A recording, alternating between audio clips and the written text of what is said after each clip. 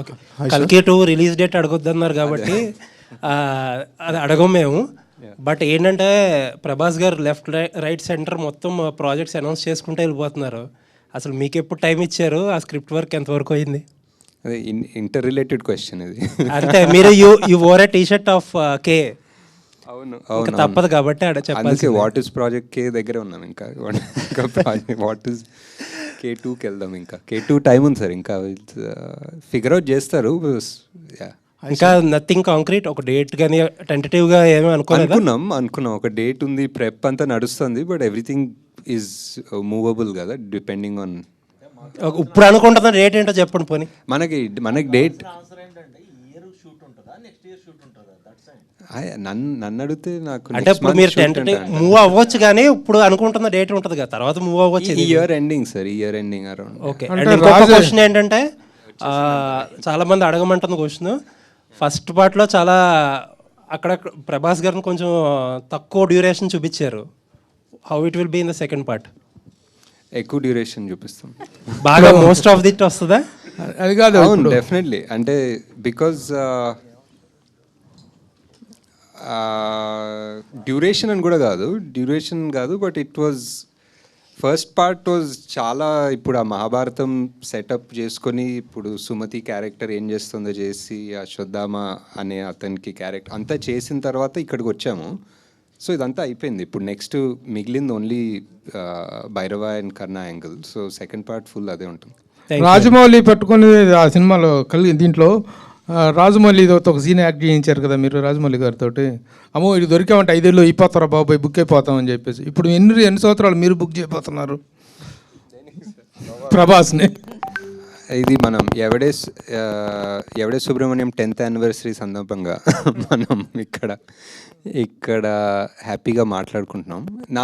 నాదేముంది sir, నాది మధ్యలో జాతిరత్నాలు produce చేసుకున్నాను హ్యాపీగా. ఇంకా కొంచెం టైం ఉంటే జాతిరత్నాలు 2 ప్రొడ్యూస్ చేసుకుంటాను. సో అలా చేసుకుని కల్కికి ఆబ్వియస్లీ మనకి చాలా ప్రెప్ వర్క్ ఉంటుంది. So as a director 10 yearsలో 3 films అనేటువంటిది it's very very very less number. What is your opinion about the numbering? అంటే అప్పుడప్పుడు ఆలోచిస్తాను sir, but number is just number అంతే. ఇంకా ఈ just what that project requires, it requires. ఇప్పుడు కల్కిని ఎంత కావాలనుకున్నా 2 years 3 years తీయలేను. ఎందుకు, మేబీ యాక్టర్స్ వల్ల కావచ్చు, అంత మ్యాసివ్ స్టార్స్ వాళ్ళ డేట్స్, సీజీలు, ఇట్స్ అండ్ ఎవరికి తెలియదు ఇలాంటి సినిమా. మీరు డేట్ అడగద్దన్నారు కానీ ఇయర్ అడగద్దని లేదు. ఇయర్ అడగచ్చా? ఇయర్ కూడా అడగండి సార్.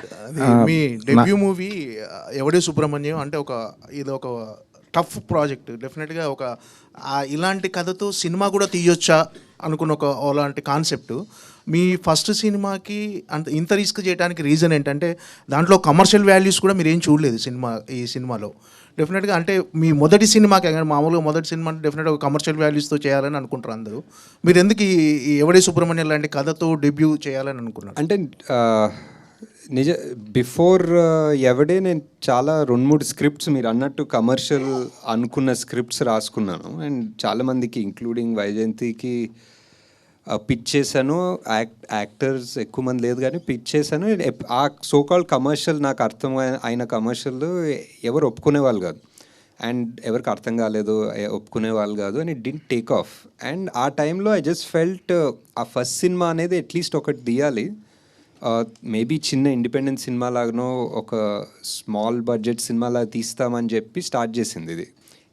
ఎవరు ప్రొడ్యూస్ చేస్తారని ఒప్పుకుంటాం అనుకోలేదు ఆ టైంలో. బికాజ్ మీరు అన్నట్టే whatever, no commercial values whatever. So అలా తీసుకున్నాం. But it turns out this is what నానికి చాలా ఇష్టమైంది, స్వప్న ప్రియాంకకి చాలా ఇష్టమైంది. సో వీళ్ళందరూ ఒప్పుకున్నది ఈ స్క్రిప్ట్కి. సో ఇది యాక్చువల్లీ నా థాట్ ప్రాసెస్ కాదు, వీళ్ళందరి థాట్ ప్రాసెస్ వల్ల ఇది జరిగింది actually. Present audience mind set మారింది సార్. ఇప్పుడున్న అంటే 10 years ఎవడే సుబ్రహ్మణ్యానికి ఇప్పటికీ చాలా డిఫరెన్స్ వచ్చింది ఆడియన్స్ మైండ్ సెట్లో. కానీ జనాలంతా రూటెడ్ స్టోరీస్ బాగా ఇష్టపడుతున్నాడు.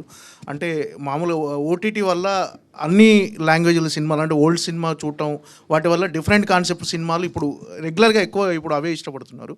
ఒకవేళ ఎవడే సుబ్రహ్మణ్యం ఇప్పుడు తీస్తుంటే మీరు ఖచ్చితంగా అప్పుడు ఏదైతే థియేట్రికల్ రన్ మిస్ అయిందని ఫీల్ అవుతున్నారో అది ఇప్పుడు ఫుల్ఫిల్ అయ్యేది అనుకుంటున్నారా ఒకవేళ ఇప్పుడు తీసుంటే? డెఫినెట్లీ అండి. ఐ థింక్ ఎనీథింగ్ అంటే basic reasons are like I think more ఈజీగా రీచ్ అవుతుంది జనాలు. ఫర్ ఎగ్జాంపుల్ ఆ ట్రైలర్ ఇప్పుడు మనం ఒక ట్రైలర్ వదిలితే it reaches more people faster than it reach 10 years ago. And word of mouth spreads faster than it did 10 years ago. Same small things like this only would make a big difference, I think. ఈ సినిమా సక్సెస్తో పాటు మీకు real లైఫ్లో కూడా you find your real love in this film. దానికి కూడా 10 years అయినట్టున్నాయి, wedding anniversary. Almost. So career పరంగా మీరు అనుకున్న పాత్ చేరుకుంటున్నారు, ఆ పాత్రలో ఉన్నారు అనుకుంటున్నారా? మీరు అచీవ్ చేసినవి అన్నీ, ఒకటి స్పిరిచువల్ అవ్వచ్చు, ఫ్రెండ్షిప్ మీద, ఒకటి మైథాలజీ, ఒకటి బయోపిక్, అలా డిఫరెంట్ మూవీస్ తీస్తున్నారు కదా. సో కెరీర్ పరంగా కూడా మీరు హ్యాపీ అని నేను ఐ థింక్ సో అండి. ఐ థింక్ చేసే ప్రతి సినిమా బేసిక్లీ ఇంకెవరు చేయరు అన్న కాన్సెప్ట్ తోటే వెళ్తున్నాం. Basically as a director or as a producer literally ఇంకెవరు ఆ కాన్సెప్ట్ని ఎలా చేస్తారో ఆర్ ముట్టుకోరు అన్న ప్రాజెక్ట్స్లో చేస్తున్నాం. So I think we're pretty satisfied that they're all successful so far. అంటే డెబ్యూ మూవీ